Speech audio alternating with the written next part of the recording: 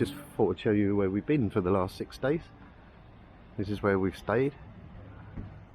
This is the Aylesbury Basin at the end of the Aylesbury Canal. It's a really good place to stop. Got a theatre there, and just beyond that is a cinema and restaurants, and got Waitrose right next door, and you can actually stay here for 2 weeks. But we've been here 6 nights now and we're getting itchy feet, so it's time to move on.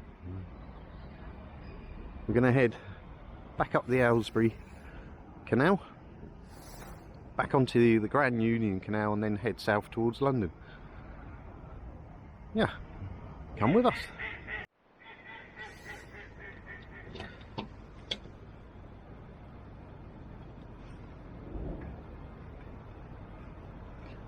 She's an old girl, got to hold the glow plugs on for a good 20 seconds, and it is a cold morning. Hopefully she'll start first time.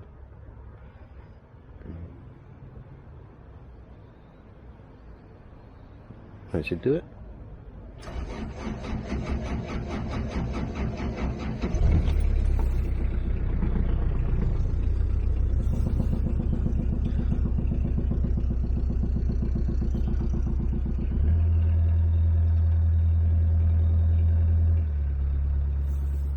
Leave her to warm up for a bit.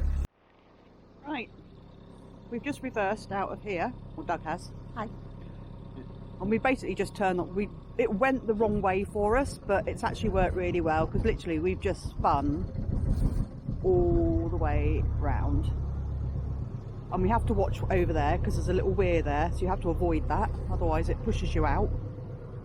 And he's done an amazing job. It was slow, it took a while, but that's half of the thing of going slow rather than rushing things and crashing the boat. So well done, Doug. Yeah, I'm not very good at reversing, so yeah, it's a bit of your nemesis. Really well. Bit of your nemesis at the moment, wasn't it? And off we go. Not long before the first lock, so I'll have to get my gloves back on and start prepping it. Right, just coming into the first lock. I don't know if it's full, empty, so I don't know what I'm going to have to do till I get there. Oh, you know, just put your glove back on. Bit of a wobble, sorry. Because as you walk across the lock, the bars are really cold. There's some posts sticking out here, babe.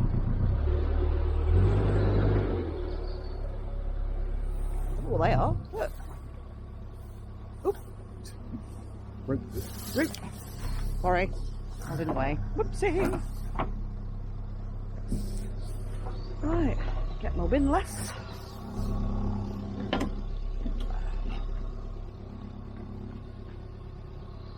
Pull, Doug, pull.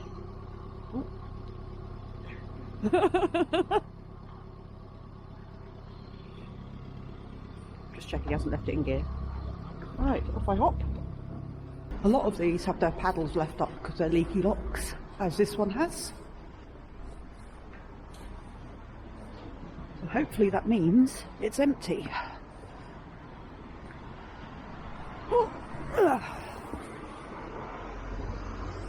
Yep, so I've just got to open it up. Awesome. Why won't that open? Oh, there's a big log. Oh no. Where's that gone? Let's have a look. Oh, this happened last time.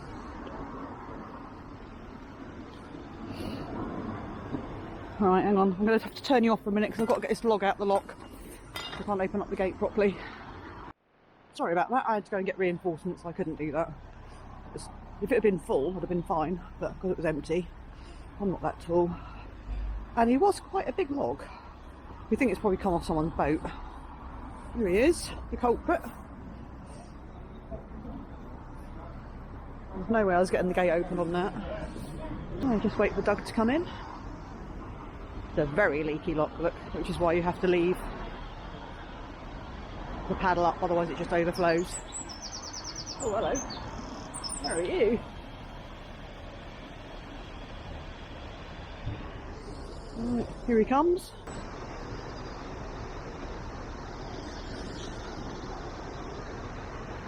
And they're quite tight to get in these because most of these have a bridge.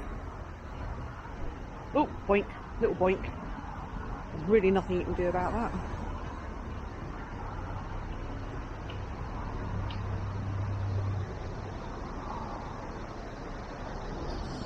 Look at all the snowdrops. Oh, pretty. Here it comes.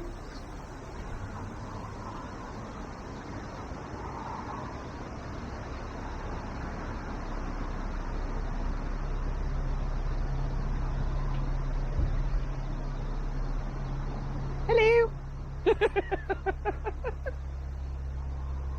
Right, I am going to stop filming for a minute because I've got to shut all the gates and I don't want to drop you in the canal, so I'll be back. Jackie's just gone to open the lock up there. It seems we've developing a bit of a problem with our gearbox.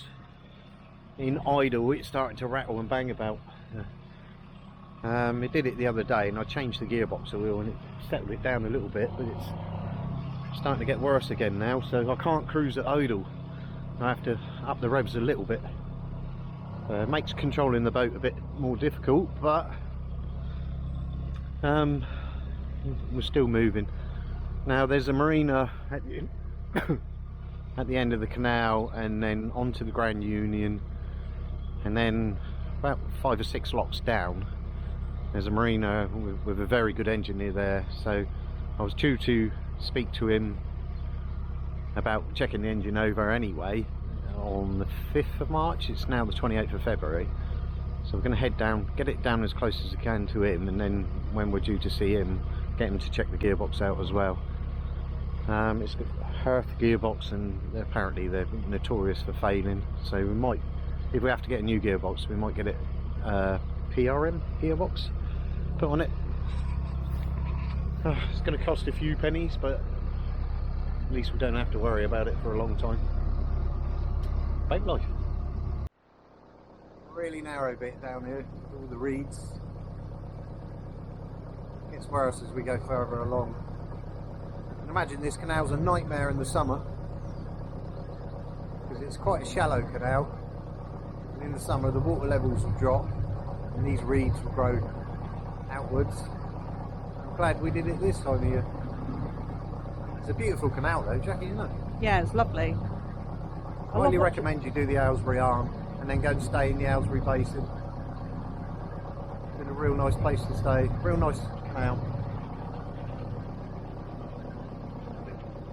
I love watching the reeds because they like open up for you.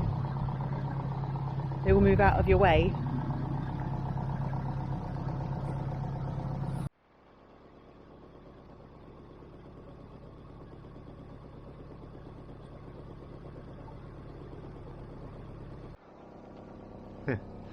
Right, we're coming up to bridge number 1. We've done 16 locks so far, and we've got 2 locks in succession here, so it's a staircase lock. To put things into perspective, where we're new to this and we haven't owned a boat for long, to go all the way down the Aylesbury Canal took us 3 days, 16 locks. We did stop half a day because it started raining, but we've done all this in 1 day and we're just coming up to the last 2 locks. We'll do this staircase lock and then we're back on the Grand Union Canal. Yeah, so you do learn fast. Well, we've learned fast. Not had any mishaps at all on this canal and these locks. Bit of a dirty lens there, hang on. Yeah, no mishaps, all gone smoothly. One lock was really difficult to open because it was overflowing the gates, the top gates, even though the lock was full, and that took some brute force to get open, but we did get it open. Anyway, I'm going to put you on the tripod and show you these staircase locks. Right, Jackie's just opened the gates to the first lock, so let's untether.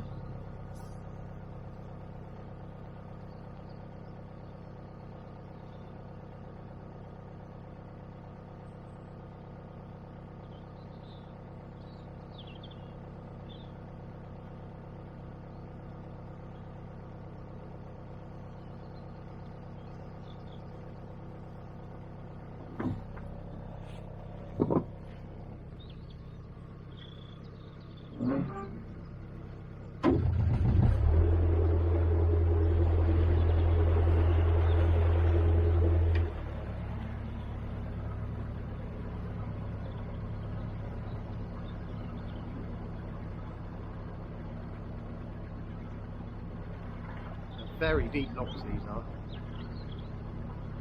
The deepest we've been on so far.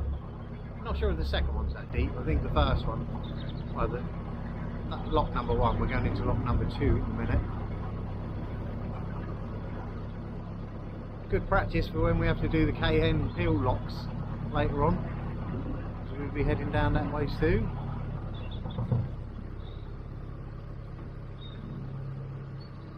Now into the first staircase lock.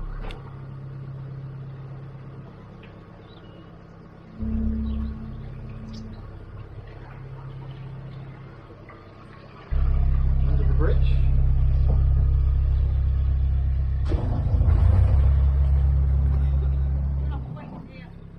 What? We'll have to wait in this one. Why? That one is popped straight down. Right, okay, it means we might have to fill that one and empty into this one, okay. No way, go straight in there. It's too shallow.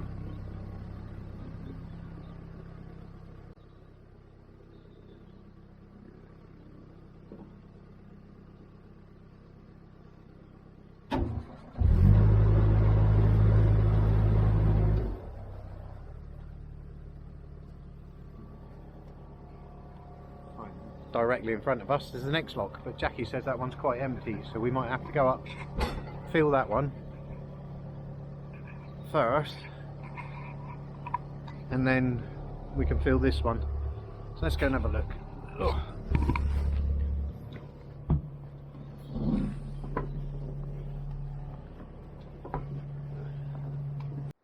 Right, so there we are currently in that lock. And we've got to come up and go into this lock. Now this lock's empty, so we're going to have to let water into this one so we can let water into this one. So it's going to shut the bottom gate. Right, Jackie's just opening the paddles to fill this one. That's quite a deep lock.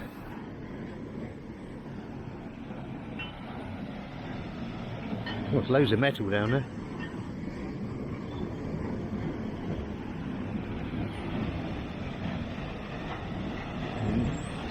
Got to feel fast, that one.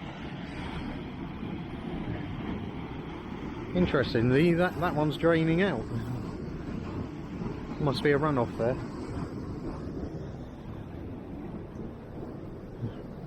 I have to keep an eye on our boat at the same time.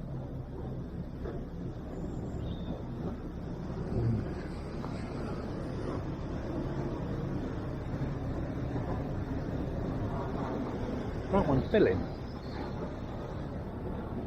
Oh, I see. Okay, right. So there's only one set of paddles for the 2 locks. So you open that paddle up there, it fills this one, it goes through that tunnel down there and starts filling this one. That's how it works. So when this one's full, we should be able to open the gates and go straight into the other one. But there is another paddle where Jackie is, and she's just opened that, so to make this one fill faster.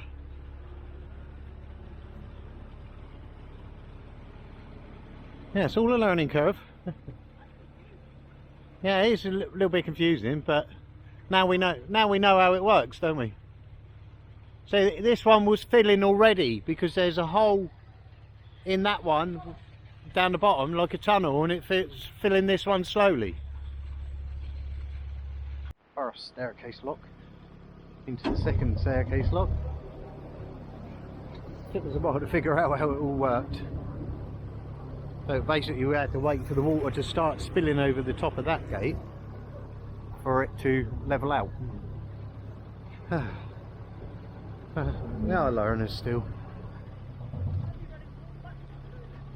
Yeah, I was like, Jackie, open them gates, shut them gates, open them gates, shut those, well, paddles. But now we know how it works. You're loving it, really? Yeah, see you later. Well, yeah. And then basically we've got to go and drain both of these locks after we come out. Leave the bottom paddle open due to leaky gates.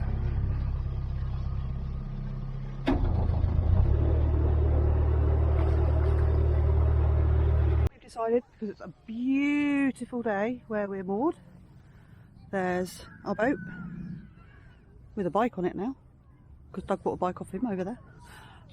We're going to go for a bit of an explore.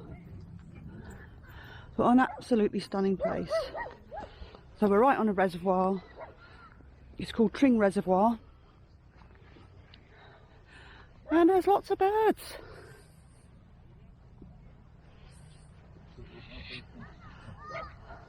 Try not to film unsuspecting people. Hang on, my camera's a bit wobbly.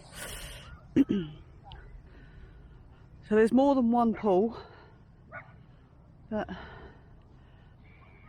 apparently this bit down the middle, where all the boys are, they put big hay bales in there because there's blue algae in here and the hay bales soak it all up. Well, that's what we've been told. Whether that's true or not, we don't know. But it is just a hive of activity. Lots of people enjoying the beautiful scenery. So let's go and have a bit of an explore. This is the car park.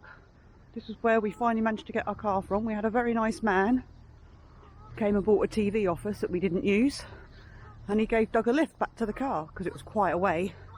15 minutes by car, but quite a few an hour or so by walking, and the towpath wasn't the best towpath. So there's the car down there. Hello, car. And over there is a lovely little cafe, very welcoming. They do very good food. Had my first cheese and Marmite panini, which was absolutely pang. Loved it. So this is the one we've just walked round. So we're boat's right over there, behind that tree.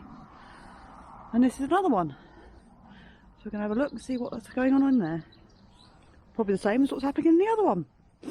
But never mind, let's go and have a look. Because it was a long walk. And we are nearly all the way back round. And this is the other little reservoir. So there's three in all. Oh, my hair's in the way. There you are. Oh. Did get quite muddy. We ended up going through woods and stuff. There was a nice little natural stream which was absolutely pure. Looked beautiful. So we're almost back to the beginning, and our boat's over there. Oh, our favourite birds, the Canada geese, making lots of noise. It's your favourite bird, isn't it, Doug? Yeah. Noisy buggers. Off they go. Well, it's an absolutely gorgeous day today again. Sun's shining. Geese are goosing and making lots of noises. And oh, there he is. That's our little friend Goosey, who comes to hang around near us. Right, I'm sure Doug told you in previous videos, but for some reason the people who had her before wrapped the boat. And we want her painted. Well, we're going to do it. So yesterday I got a bit bored, so I started picking off some of the plastic. So that is what I'm going to be doing today. So she's going to look rather worse. Street Girl seems to have changed. She's gone from like a wholesome basket lady to a bit of a Spanishy type woman. So this is what it looks like with the wrap on. And the worst part is where they've wrapped it, it holds water. So it's gone a little bit rusty here. So we're going to get it all off gradually. Get her all treated. Get all the rust done. And then we're going to paint her. So it's going to be quite a long process. They've even put black stuff on. These windows should be a beautiful brass colour. Look there. But they've put black all over them. So we're going to try and take her back. And get her back to what she was, and obviously do all this, put sand all along here and everything to make it a bit safer because some of it's coming off. So yeah, labour of love, I think, or just labour, one or the other. After a good few hours of peeling and scraping, It made it look a little bit worse now than it did, but we think it actually looks better. All that sticky stuff is off on this side. So now we've got to do a bit of rust treatment. Doug's just trying to find all his bits. It's amazing on a small boat you can lose stuff. So that's stage 1, part 1. I'm just going to have a cup of tea and something to eat. And I might have a go trying to bring these windows back. So, yeah, all good fun. Definitely works better with the sun because it all heats up. But it was very sticky.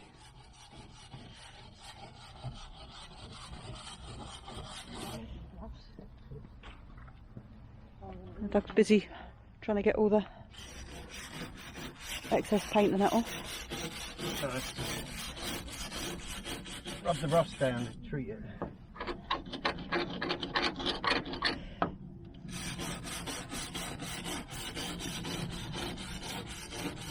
I'm not quite sure why they wrapped it, to be honest, because if it could have just done with a touch up, but I think maybe they didn't want to make that effort.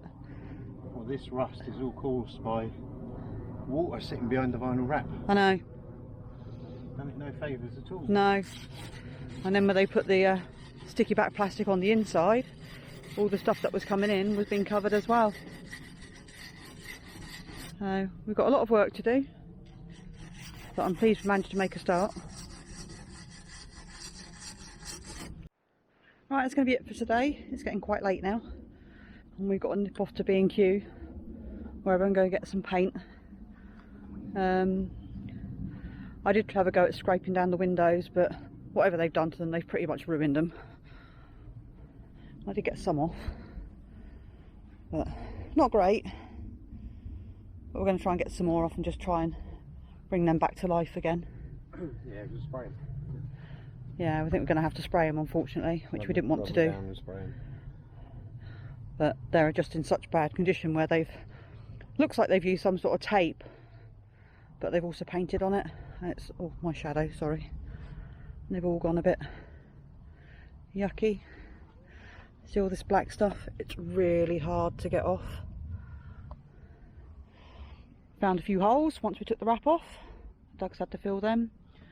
And we've done the big red stuff. It looks a bit of a mess at the minute, but like most jobs, you make a mess before you finish it off, don't you? So that's us for today. So we're going to pop off to B&Q, go and get a few bits for tomorrow. Hopefully start making her look better. Right, it's another gorgeous day on the Grand Union Canal. Yesterday we started stripping the boat, and today we've got on with it and done a lot of sanding, a bit of filling here and there. Jackie's getting the glue off from the vinyl that was on there. Is that bare metal there? I'm gonna have to reprime that. Yeah, Jackie's getting all the glue off. That's fun.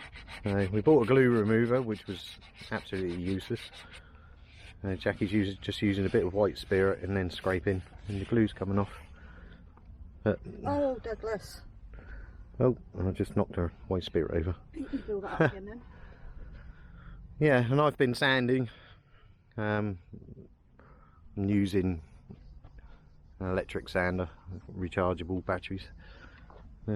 It's going quite well. This has all come up, and all around the window frames is looking good now. All treated. Got to get all this silicone off. Oh, But we're going to spray the window frames it's not good for the like a environment. bronzy colour. And I've got down to here, and we've got the rest of all that to do, and hopefully we may get a coat of undercoat on there today. But yeah, it's going well. It's just going to look nice again. We're just going to paint to here, under this line here, and then we're going to do the roof in one go. But yeah, she's coming on. Hopefully it will look good when we finish. Right, next morning, I'll give you a little update where we are. Last night we finished off. It's all sanded down, but I'd exposed some bare metal when I was sanding, so I treated that again last night with rust converter, and then this morning I've come out and redone the red oxide over the bare bits of metal. Now I'm just going to mask up, mask and take down the bottom on that black line, and then get on and start getting the undercoat on. I'm pretty sure there's going to be some more rubbing down after I got the first coat of undercoat on, but I'm not looking for a glass-like image finish. It's quite a textured paint that's on there already, so I'm never going to get it perfect. I can already see I've got to do some more rubbing down there. The primer will show up the bad bits and I'll rub them down. Yeah, getting there.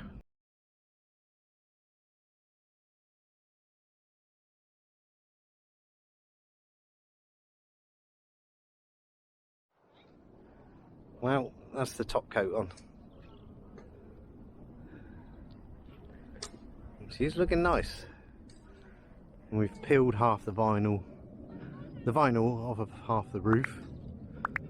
Jackie's just peeling the vinyl off of the bars. They literally put vinyl on everything. Everything. So we've peeled the vinyl up halfway.